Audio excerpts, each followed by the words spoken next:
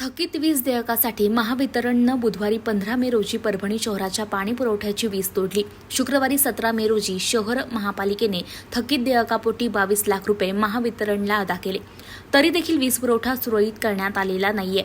ऐन उन्हाळ्यात पाणी पुरवठा खंडित झाल्याने नागरिकांना निर्जळीचा सामना करावा लागतोय. टँकरच्या सहाय्यानं पाणी आणण्याची वेळ या ठिकाणी आलेली आहे.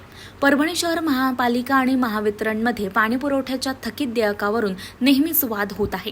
देयक थकलं की महावितरणकडून वीज पुरवठा खंडित केला जातो. शहर महापालिकेकडे जवळपास 8 कोटी रुपयांची थकबाकी आहे. या रकमेसाठी महावितरणनं महापालिकेला पत्र दिलं होतं.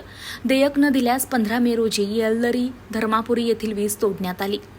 राहटी येथील केंद्रावरील वीज सुरू असल्याने ममता कॉलनी, राजगोपालाचारी उद्यान, औद्योगिक वसाहत परिसर या भागातील जलकुंभाला पाणी होत आहे, तर उर्वरित शहरातील पाणीपुरवठा बंद आहे.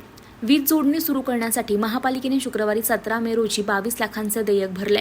याविषयी महावितरणची प्रतिक्रिया जाणून घेण्यासाठी अधीक्षक अभियंत्यांना संपर्क केला असता त्यांची प्रतिक्रिया मिळू शकलेली नाहीये. महावितरण आणि महापालिकेच्या वादात परभणी शहरवासियांवर मात्र निर्जळीची वेळ आलेली आहे.